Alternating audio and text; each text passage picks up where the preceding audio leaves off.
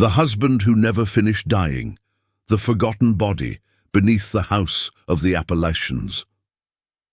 In the dark mountains of West Virginia, where fog clings to the valleys like a burial shroud and silence weighs heavier than stone, there existed a family whose secrets were buried deeper than any grave.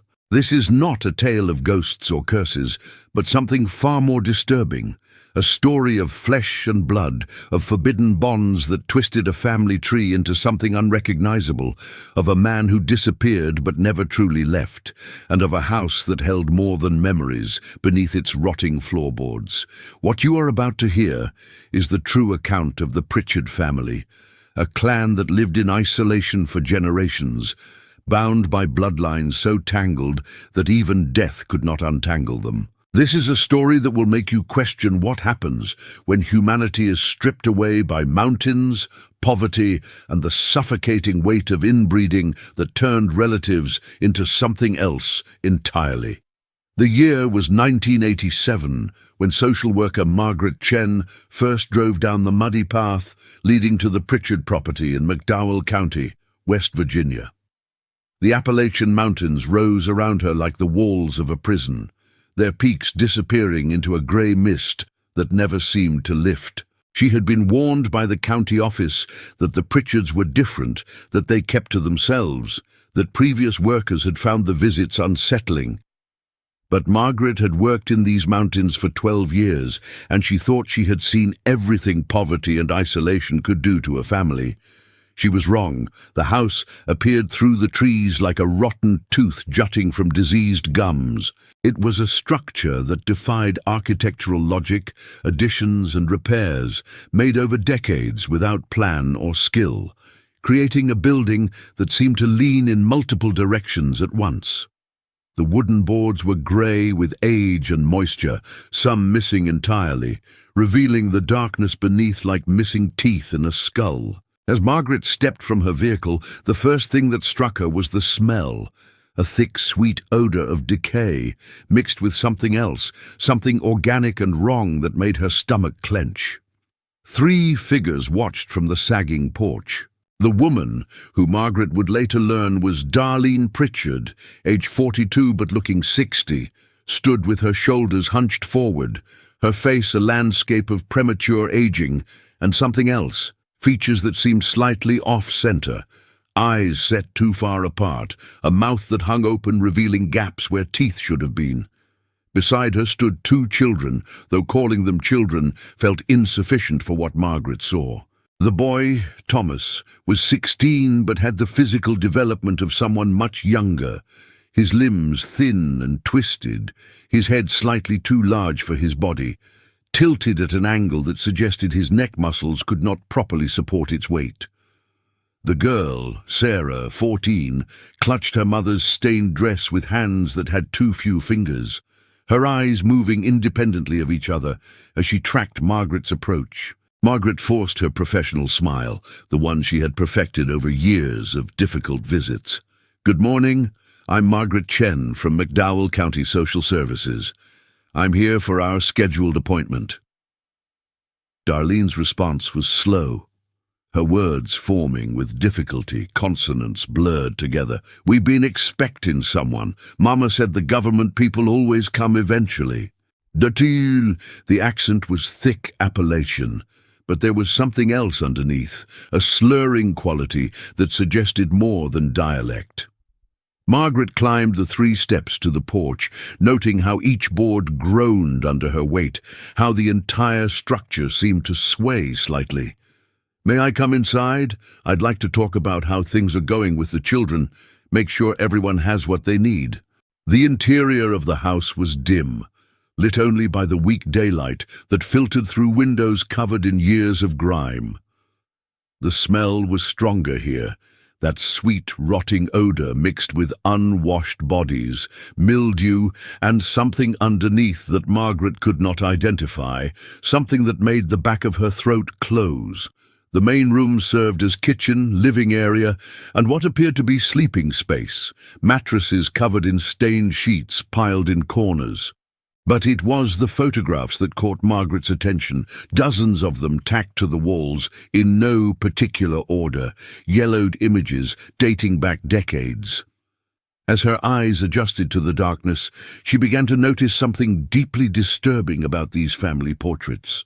The faces repeated, not just family resemblance, but the same narrow-set eyes, the same malformed jawlines, the same oddly shaped heads appearing across generations. Children who grew into adults, who had children who looked disturbingly like their parents and grandparents and great-grandparents, a closed genetic loop that had been running for longer than Margaret wanted to consider.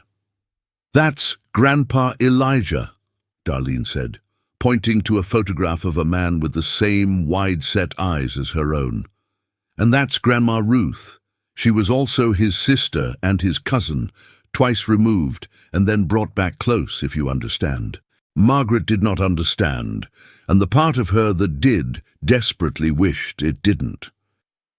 "Where is the children's father?" she asked, pulling out her notepad, needing something normal to focus on. Darlene's face, already strange, twisted into something that might have been grief or might have been something else entirely. "Vernon, that's who you're asking about. Vernon Pritchard. He's here." Margaret glanced around the dim room. "Could I speak with him?" "He don't talk much no more," Thomas said, his voice high and strained, coming from a throat that seemed too narrow. "Not since he went under." "Went under?" Margaret asked. Sarah giggled, a sound like water going down a broken drain. "Under the house. Daddy lives under the house now. Been there 3 years, maybe 4. Mama says he ain't finished dying yet." The room seemed to tilt. Margaret gripped her notepad tighter. "I'm sorry. I don't understand. Your father lives beneath the house?" Darlene nodded slowly. "He got sick, real sick, fever and shaking, and his mind went soft like butter left in the sun. We thought he was dead. Put him down below through the trapdoor in the back room, meant to bury him proper when the ground thawed, but then we heard him moving down there, scratching and breathing. Vernon never could do nothing simple, always had to complicate things. So he's down there still, taking his time about finishing up." Margaret felt her professional training warring with the horror rising in her chest. "Mrs. Pritchard, if your husband is alive and beneath this house, he needs immediate medical attention. We need to call an ambulance right now." "Ain't alive," Darlene said matter-of-factly. "Ain't dead neither. He's somewhere in between, like this whole family been for longer than anyone can remember. You want to see him? The trapdoor's in the back." Margaret should have left then. She should have walked out of that house, driven straight to the county sheriff, and brought back proper authorities. But something deeper than professional duty compelled her forward through the dim hallway, past rooms whose purposes she could only guess at, to a small back chamber where a wooden trap door was set into the floor. The smell here was overwhelming, that sweet decay mixed with human waste and the mineral scent of earth. Darlene lifted the trapdoor with surprising ease, revealing a darkness so complete it seemed to have weight. A ladder descended into nothing. "Vernon," Darlene called down. "Got a visitor. Government lady wants to meet you." The sound that came up from below was not human. It was breath moving through a damaged throat, wet and labored, punctuated by a scratching that could have been fingernails against wood or bone scraping against bone. Margaret's flashlight beam pierced the darkness, revealing packed earth, support beams, and then in the far corner, something that had once been a man. "Confira seja inscrito neste canal." The stories you'll find here go where others fear to tread, revealing the darkest corners of human existence that history tried to bury. Subscribe now, because the truth is far more disturbing than any fiction. What Margaret Chen discovered beneath the Pritchard house that October day in 1987 would lead to one of the most disturbing investigations in West Virginia social services history. But the true horror was not the man slowly dying in the darkness below. It was the family tree that had produced him. Over the following weeks, as state authorities descended on the property and Vernon Pritchard was finally removed from his earthen tomb, still breathing despite 3 years of neglect, malnutrition, and conditions that should have killed any human being within days. Margaret became obsessed with understanding how such a situation could exist in modern America. The answer lay in genealogy, history, and the particular isolation of Appalachian geography that had allowed certain families to exist in closed genetic loops for generations.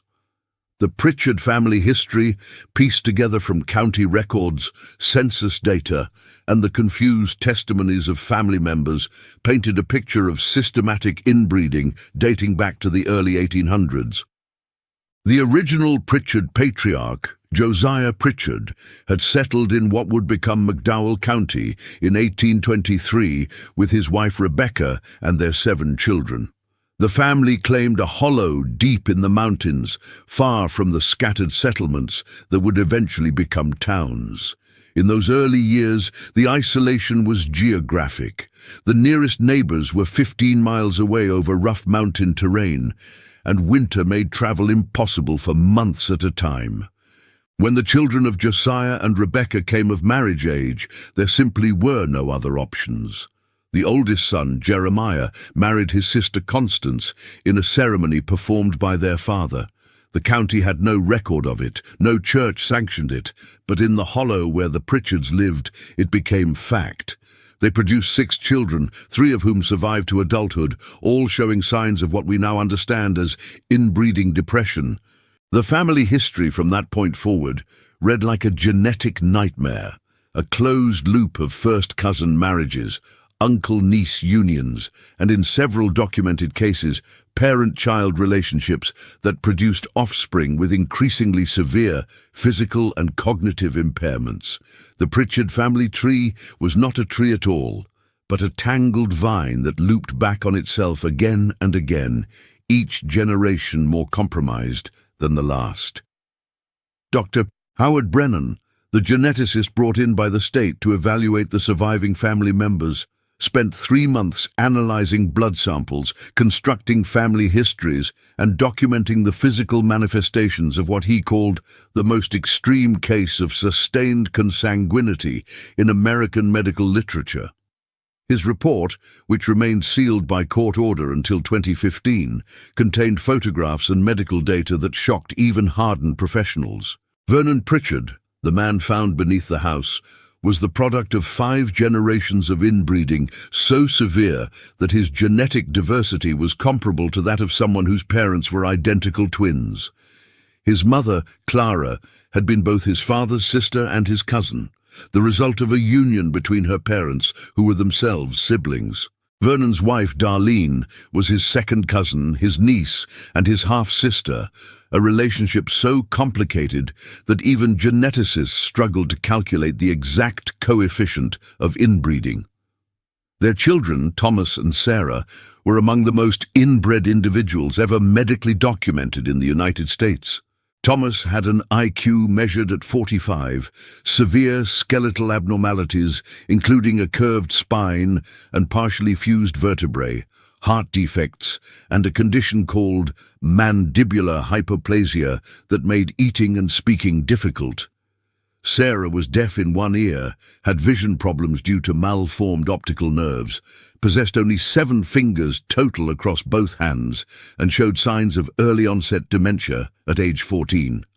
But the physical manifestations were only part of the story. What truly disturbed the investigators was the cultural normalization of these relationships within the Pritchard family. When interviewed separately, family members spoke of uncle-niece marriages as keeping the bloodline pure, of brother-sister unions as making sure the land stays in the family, of the practice of older male relatives breaking in younger female relatives as a twisted rite of passage that had been occurring for generations. Darlene Pritchard, when asked why she had married her relative Vernon despite their close blood relationship, responded with genuine confusion. "Who else would I marry? Everybody in these mountains is kin somehow. Vernon was a good man before he got sick. He provided, he was gentle with the children mostly. Ain't nobody's business what happens in a family. The county records revealed that this attitude was not unique to the Pritchards. McDowell County, one of the poorest and most isolated regions in West Virginia, had dozens of families with similar histories, though few as extreme. The combination of geographic isolation, poverty that prevented travel and outside marriage, cultural distrust of outsiders, and in some cases a deliberate choice to keep property and resources within bloodlines, had created pockets of severe inbreeding throughout the Appalachian region. Vernon Pritchard's deterioration, according to his family, had begun in 1984. He had always been sickly, prone to infections and seizures, his immune system compromised by his genetic heritage. At age 40, he developed what the family described as a wasting sickness, losing weight rapidly, suffering from fevers and confusion. In any normal situation, he would have been taken to a hospital, but the Pritchards had not sought outside medical care in 3 generations, relying instead on home remedies, prayer, and a fatalistic acceptance of suffering that seemed bred into them as surely as their physical deformities. When Vernon finally collapsed in the late fall of 1984, unresponsive and barely breathing, the family assumed he had died. According to Darlene's testimony, they wrapped him in a blanket and placed him in the crawl space beneath the house through the trap door, intending to bury him when the ground thawed in spring. But winter was harsh that year, lasting well into April, and by the time the ground was soft enough to dig, Darlene claimed she could hear movement below. "I thought it was rats at first," she told investigators, her voice flat and emotionless. "But then I heard him cough. Vernon had a particular cough, kind of wet and rattling. I knew it was him. Opened that trapdoor and shined a light down, and there he was, sitting up against the foundation stones, looking at me with eyes that weren't quite right anymore. He tried to say something, but it just came out as noise. I closed the door, didn't know what else to do."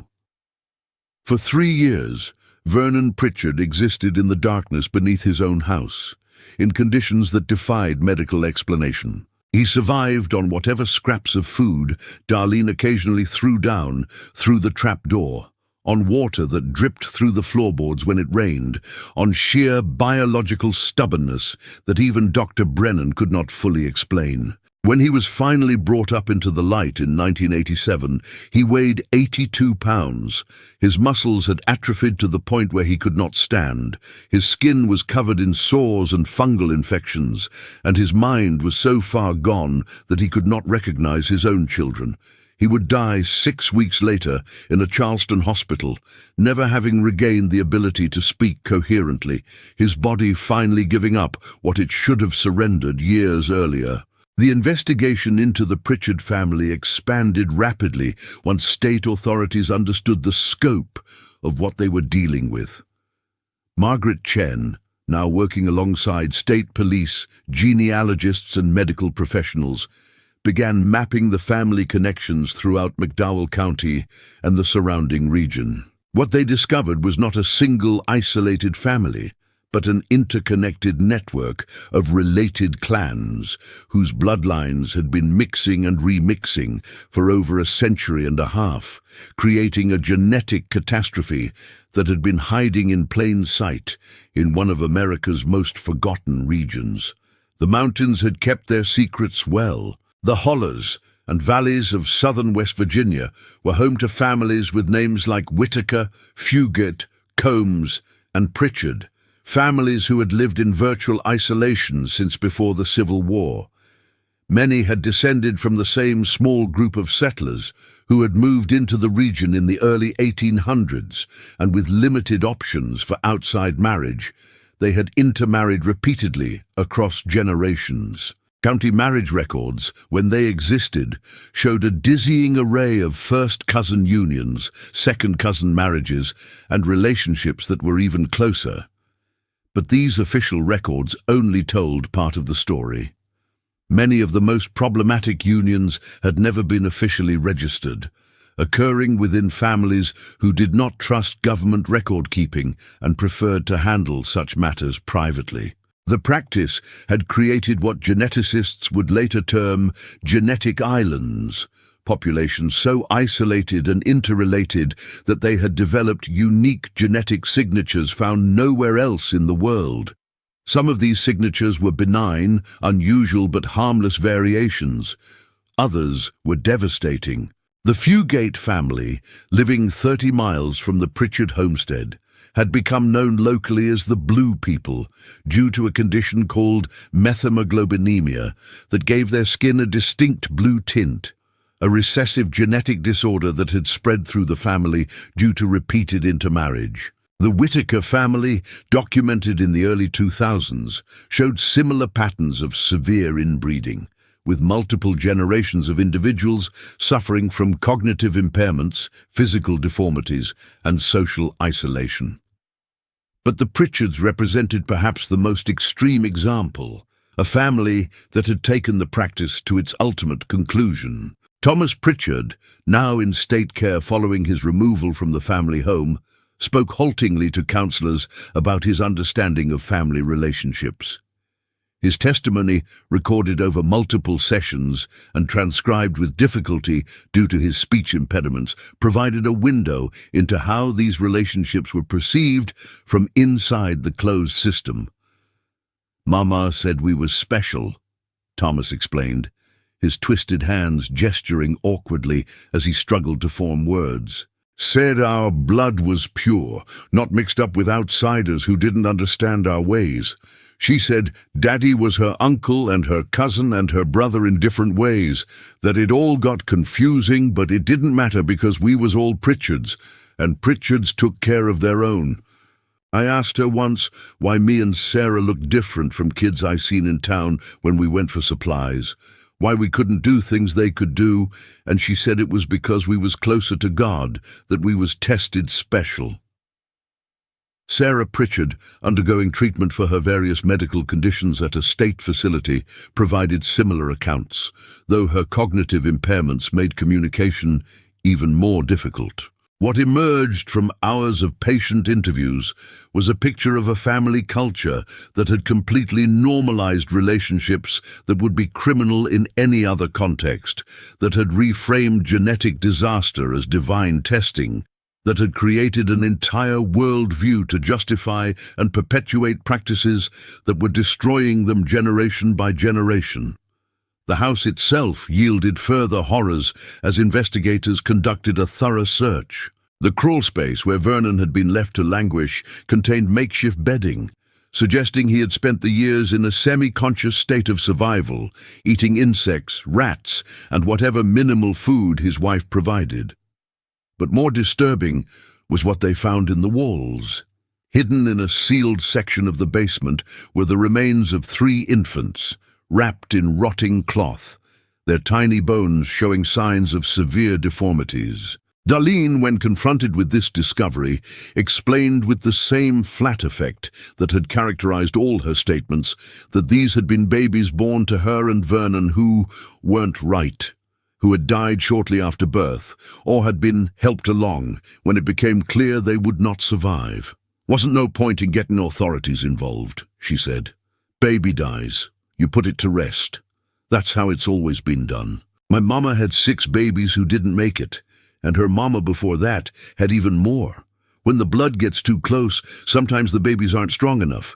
It's God's way of thinning things out." The casual horror of this statement, delivered without apparent emotional weight, was perhaps the most disturbing aspect of the entire investigation. Here was a woman who had left her husband to die slowly in darkness, who had buried infant children in the walls of her house, who had raised surviving children in conditions of neglect and deprivation, and who seemed genuinely confused about why anyone would find any of this problematic. Dr. Ellen Rodriguez, the psychologist assigned to evaluate the surviving Pritchard family members, struggled to categorize what she was seeing. "This is not psychopathy in the traditional sense," she wrote in her report. "There is no evidence of sadistic pleasure in causing suffering, no manipulation or calculated cruelty. Instead, what we see is a complete absence of the normal human framework for understanding family, care, and appropriate boundaries.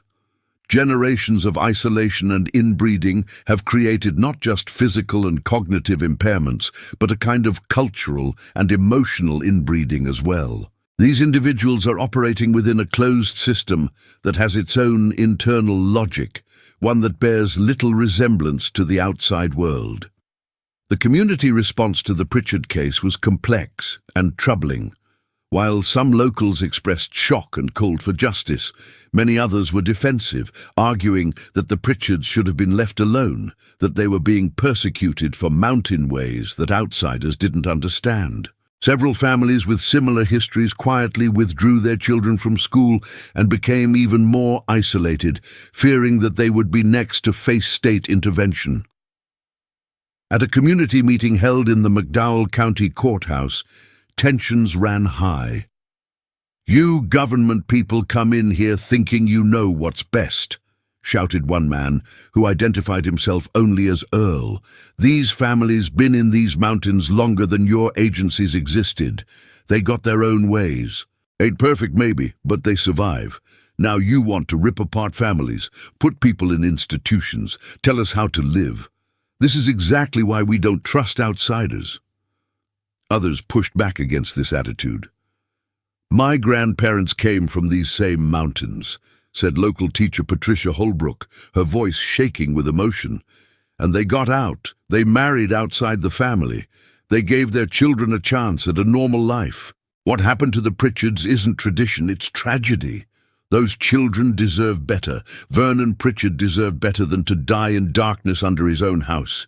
We can't hide behind mountain pride when we're talking about people suffering." The debate revealed deep divisions within Appalachian communities about tradition, privacy, outside interference, and what obligation society has to intervene in family situations, even when those families are isolated and suspicious of help. Now, as you hear Thomas's words echoing in your mind about being closer to God and tested special, I want you to pause and think about the children born into circumstances they never chose. If these words have moved you, if you feel the weight of this tragedy, leave a comment right now with these exact words that Thomas spoke. "We was closer to God, tested special." Let me see who's truly listening to these forgotten voices. The prosecution of Darlene Pritchard would become a landmark case in West Virginia legal history, raising questions about criminal culpability, mental competency, and the extent to which someone could be held responsible for actions committed within a closed cultural system they had never left. The charges were severe. 3 counts of concealment of death for the infants found in the walls, felony neglect resulting in serious bodily harm for her treatment of Vernon, and multiple counts of child endangerment for the conditions in which Thomas and Sarah had been raised. Darlene's court-appointed attorney, Marcus Webb, faced an almost impossible task. His client could barely understand the proceedings, spoke in a dialect so thick that court reporters struggled to transcribe her testimony accurately, and showed no apparent comprehension that her actions were considered criminal. "She has the intellectual capacity of someone who is mildly cognitively impaired," Webb argued during competency hearings. "Her entire life has been spent in an environment where the practices she engaged in were considered normal, even necessary. She has never attended school, never had exposure to medical care, never had any interaction with the world beyond a 5-mile radius of her birthplace. How can we hold her to standards she has never been taught?" The prosecution, led by Assistant District Attorney Denise Thornton, argued that ignorance of the law was no excuse, particularly when the suffering was so extreme. Vernon Pritchard spent 3 years dying in darkness beneath his own home, while his wife lived above him, Thornton stated in her opening arguments. She heard him down there. She occasionally threw scraps of food through the trapdoor like he was an animal. She made a conscious choice every single day not to seek help, not to end his suffering, to let him waste away in conditions that violate every standard of human decency. And the children, raised in filth and neglect, denied education, medical care, any chance at a normal life. The defendant may come from an isolated background, but she knew her husband was suffering, she knew her children were suffering, and she chose to do nothing. The trial, which lasted 3 weeks in the spring of 1989, became a media sensation, drawing national attention to the issues of poverty, isolation, and inbreeding in Appalachia. News crews descended on McDowell County, interviewing locals, filming the abandoned Pritchard homestead, creating sensationalized segments about America's hidden genetic disasters. The coverage was often exploitative, focusing on the most shocking details while ignoring the complex historical and socio-economic factors that had created the situation. To understand how the Pritchard case came to be required looking back more than a century and a half of Appalachian history, the region's isolation was not accidental, but the result of deliberate geographic and economic factors. When settlers first moved into the Appalachian Mountains in the early 1800s, they were often fleeing debt, legal troubles, or simply seeking land they could claim far from established authority. The mountains provided that refuge, but at a cost. The terrain made farming difficult, limited to small plots in valleys and hollows. Roads were nearly impossible to build and maintain. Towns were few and far between. Families settled in isolated pockets, sometimes not seeing other people for months at a time. In this environment, traditional social structures broke down. When the nearest church was a day's journey away over dangerous mountain paths, religious oversight of marriages disappeared. When the nearest town was 30 miles of rough terrain, official marriage licenses became irrelevant. When your nearest neighbors were already family, the pool of potential marriage partners shrank to nothing. First cousin marriage, illegal in many states, was widely practiced and socially accepted in isolated Appalachian communities throughout the 1800s and well into the 1900s, but some families took it further. The arrival of the coal industry in the late 1800s and early 1900s transformed parts of Appalachia, but left others, like McDowell County's most isolated hollows, largely untouched. While some families moved to coal towns, found work in the mines, and integrated into a broader social world, others retreated further into the mountains, suspicious of outsiders and industrial change. These families became increasingly isolated, their gene pools shrinking generation by generation. The Pritchard family history mirrored this broader pattern. Genealogical research revealed that by 1900, the family had effectively stopped marrying outside a group of about 20 individuals spread across 3 generations, all descended from the original Josiah Pritchard. By 1950, that number had shrunk to fewer than 10. By the time Vernon and Darlene married in 1968, they were choosing from a pool of potential partners that consisted entirely of relatives with coefficients of relatedness that would have made geneticists shudder. Dr. Lawrence Mitchell, a historian specializing in Appalachian culture, testified during the Pritchard trial about this historical context. What we see in families like the Pritchards is the end result of systemic abandonment, he explained. These were communities that the broader society essentially forgot. No schools, no medical care, no infrastructure, no economic opportunity. They were left to survive on their own, and they developed survival strategies that seemed to make sense in their isolated context, but that had devastating long-term consequences. We cannot understand the Pritchard case without understanding that it is a case of societal failure as much as individual choices. The jury deliberated for 2 days before returning a mixed verdict. Darlene Pritchard was found guilty of 3 counts of concealment of death and 2 counts of felony neglect, but was found not competent to stand trial on the endangerment charges due to her cognitive limitations. She was sentenced to 15 years in prison, but was transferred to a state psychiatric facility after it became clear that she could not function in a general prison population. Thomas and Sarah Pritchard became wards of the state. Thomas was placed in a group home specializing in adults with developmental disabilities, where he would spend the rest of his life, never fully understanding why his family had been torn apart. Sarah, whose medical needs were more severe, was placed in a long-term care facility, where she received treatment for her various conditions, but never adapted to life outside the isolated world she had known for her first 14 years. She died in 2003 at age 30 from complications related to her congenital conditions, having never learned to read, never experienced normal social relationships, never knowing anything beyond the narrow confines of either the Pritchard homestead or the institutional settings that followed.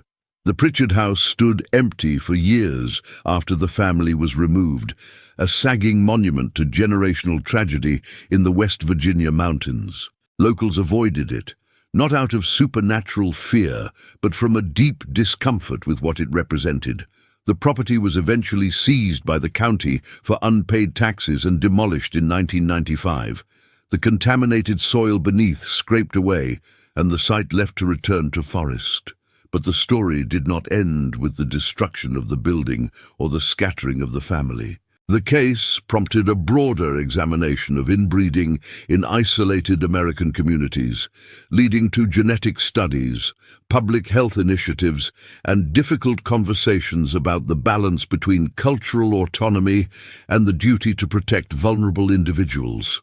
Dr. Howard Brennan, the geneticist who had studied the Pritchard family, spent the remaining years of his career researching the genetic impacts of sustained consanguinity. His work, published in multiple peer-reviewed journals, provided some of the most comprehensive data ever collected on the subject. The Pritchard family represents an extreme on a spectrum that affects thousands of individuals in isolated communities across America, Brennan wrote in his landmark 1992 paper. The genetic impacts of inbreeding are well documented. Increased rates of recessive genetic disorders, reduced immune function, higher infant mortality, cognitive impairments, and physical deformities. But what the Pritchard case revealed was how these genetic impacts can interact with social isolation, poverty, and lack of education to create a cycle that becomes self-perpetuating. Each generation is less capable of breaking out of the pattern than the last, until you reach a point where individuals like Darlene Pritchard simply do not have the cognitive or emotional capacity to recognize that anything is wrong. The public health response in McDowell County and similar regions involved outreach programs, genetic counseling, education about the dangers of consanguineous relationships, and efforts to connect isolated families with medical and social services. But the programs faced significant challenges. Many families remained deeply suspicious of outside intervention, viewing it as an attack on their way of life. Some communities circled the wagons, protecting their own against what they saw as judgmental outsiders who did not understand mountain culture. The tension between respecting cultural autonomy and protecting individuals from harm remained unresolved. In the years following the Pritchard trial, several other similar cases came to light in Appalachia and other isolated regions. Each case revealed the same pattern: geographic isolation, poverty, cultural insularity, and repeated intermarriage, creating pockets of genetic disaster. The most infamous was the Whitaker family case, documented extensively in the early 2000s, which showed similar patterns of inbreeding and isolation, though without the specific horror of a family member left to die beneath the house. Thomas Pritchard lived until 2018, spending 31 years in institutional care. Staff members reported that he never fully adjusted to his new life, that he would often speak about wanting to go home to the mountains, that he never understood why he could not see his mother or sister. In his final years, suffering from the heart defects that had plagued him since birth, he would tell anyone who would listen about the house in the hollow, about his father, who lived under the floor, about a life that seemed almost mythical in how removed it was from the reality around him. Margaret Chen, the social worker who had first discovered the Pritchard situation, left social services in 1991, burned out by what she had witnessed. In interviews given years later, she reflected on the case that had defined and ultimately ended her career. What haunts me is not just what I saw, but the knowledge that Vernon Pritchard's suffering could have been prevented at so many points, Chen said in a 2010 interview. If there had been better social services in that region, if the family had not been so isolated, if there had been education about the dangers of inbreeding, if there had been economic opportunities that might have encouraged people to move outside their narrow geographical and social circles. Vernon was born into a genetic trap that had been generations in the making. He never had a chance at a normal life. And then, to end his days in darkness, slowly dying beneath his own house while his family went about their lives above him. That is a horror that stays with you. The broader scientific and social understanding of the impacts of inbreeding has evolved significantly since the Pritchard case. Modern genetics can now precisely calculate the risks associated with consanguineous relationships, can screen for recessive genetic disorders, can counsel families about the dangers. But knowledge alone cannot solve the problem when it is embedded in communities that lack access to that knowledge, that distrust those who offer it, or that face such limited options that risky relationships seem preferable to no relationships at all. The Pritchard case also sparked conversations about how America treats its most isolated and forgotten communities. McDowell County, where the Pritchards lived, remains one of the poorest counties in the United States, with limited economic opportunities, ongoing struggles with substance use, and persistent geographic isolation. The conditions that created the Pritchard tragedy have not fundamentally changed, though increased connectivity through the internet and better roads have reduced some of the extreme isolation that characterized earlier generations.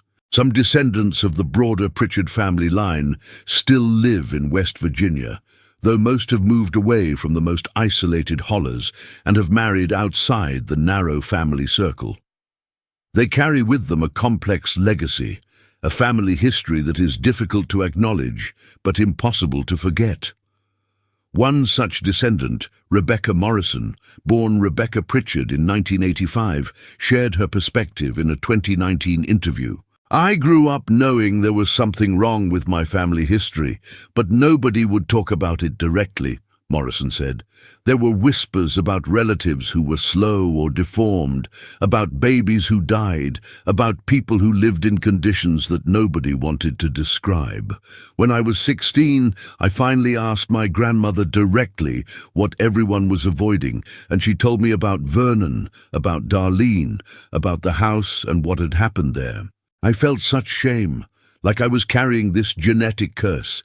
It took years of therapy to understand that I am not defined by what previous generations did, that I could break the cycle. But it is hard. The stigma around Appalachian families, the assumptions people make, the way we are portrayed in media as backwards and inbred, it affects real people. People who are trying to build normal lives, but who carry the weight of history they did not create. The story of Vernon Pritchard, the husband who never finished dying, is ultimately a story about the consequences of isolation, of what happens when families are cut off from broader society for generations, when poverty and geography conspire to create closed systems, when genetic loops tighten until they strangle. It is a story about a man who spent years dying in darkness while life went on above him, about children born into circumstances that doomed them from conception, about a woman so damaged by generational trauma and inbreeding that she could no longer distinguish care from cruelty. As of 2025, the site where the Pritchard house once stood is marked only by a slight depression in the forest floor, a few foundation stones visible among the vegetation. No plaque commemorates what happened there. No historical marker explains the tragedy. The mountains have reclaimed the space, covering the evidence of human suffering with green growth. But the story endures, a dark reminder of what can happen when people are forgotten, when isolation becomes absolute, when bloodlines turn back on themselves too many times, creating not family trees but genetic prisons from which there is no escape. Vernon Pritchard was the product of 5 generations of systematic inbreeding, married to a woman who was simultaneously his cousin, niece, and sister. He spent his final years in conditions of unimaginable suffering, forgotten beneath his own home, a living testament to the culmination of genetic and social catastrophe. His story is not one of ghosts or supernatural curses, but of something far more disturbing: the very real consequences of human choices, social abandonment, and the breaking of genetic and moral boundaries that exist for reasons written in biology itself. If you watched until here, it means this story moved you. Leave a comment saying, "I watched until here," so I can get to know you and know who truly appreciates the stories on this channel. And if this investigation into one of America's darkest family secrets impacted you, hit that like button right now. Share this video with someone who needs to understand that the most disturbing stories are the ones rooted in reality, not fiction. These forgotten voices, these buried truths, they deserve to be heard. Subscribe to this channel if you haven't already, because there are more stories like this, more truths that society tried to hide in the shadows of poverty and isolation, more accounts that will make you question what happens in the forgotten corners of our country. Thank you for bearing witness to Vernon Pritchard's story, to the Pritchard family's tragedy, and to a piece of American history that most would prefer to forget.